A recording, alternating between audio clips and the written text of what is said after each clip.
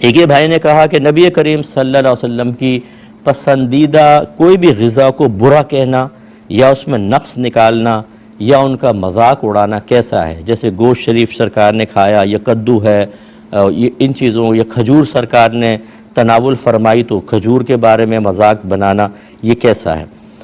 دیکھیں، دو چیزیں ہوتی ہیں۔ ایک یہ ہوتی ہے کہ ہمیں کسی شخص کو نہیں پتا کہ یہ نبی کریم صلی اللہ علیہ وسلم اس چیز کو پسند کرتے تھے، آپ نے اس کو تناول فرمایا یا نوش فرمایا، اور باطنی اعتبار سے، طبعی اعتبار سے اسے ایک چیز پسند نہیں ہے اور اس نے کہا یار یہ کھانا مجھے پسند نہیں، تو یہ تو ایک اس میں کوئی گرفت کے امکانات نہیں ہے، کیونکہ اس نے نبی کریم کی نسبت کو جان کر ایسا نہیں کیا۔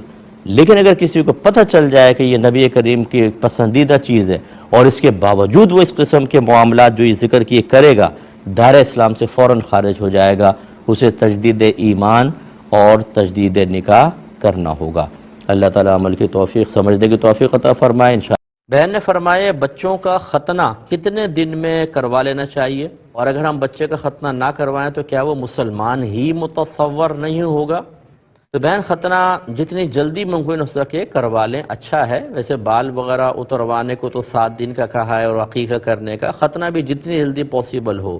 چھوٹا عمر ہوتی ہے بچوں کی، اس وقت پتہ بھی نہیں چلتا بچے کو اور آرام سے ہو جاتا ہے ختنہ۔ رنگ والا کروا لیں، زیادہ بیسٹ ہے، تھوڑی دیر میں ہی صحیح ہو جاتا ہے بچہ۔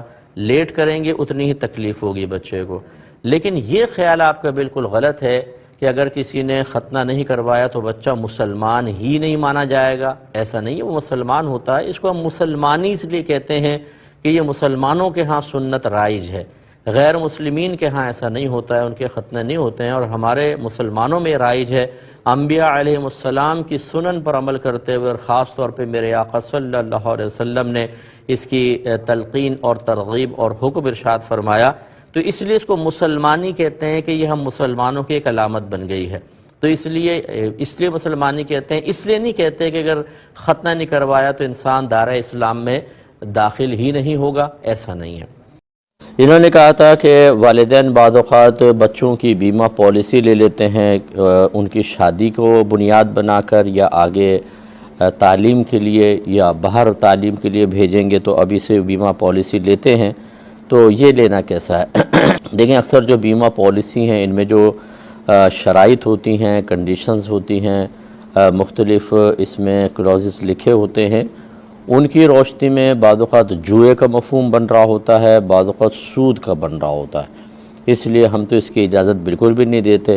ہاں، بعض اوقات ایسا ہوتا ہے کہ اس کی ایک قانونی حیثیت ہوتی ہے کہ بعض اوقات آپ کو ادارہ جوائن کرتے ہیں اور وہاں پر قانونی اعتبار سے جتنے امپلائی ہیں وہ انشورڈ ہوں گے، وہ ایک الگ چیز ہے کہ اس میں پھر وہ مجبوری ہوتی ہے۔ لیکن اگر آپ از خود اپنی مرضی سے بیمہ پالیسی لینا چاہتے ہیں تو اکثر بیمہ پالیسیز جو ہیں وہ صحیح نہیں ہوتی، ان کی کنڈیشنز ایسی ہوتی ہیں کہ اس میں جوئے کا مفہوم نکلتا ہے یا سود کا مفہوم نکلتا ہے، اس لیے احتیاط کرنی چاہیے۔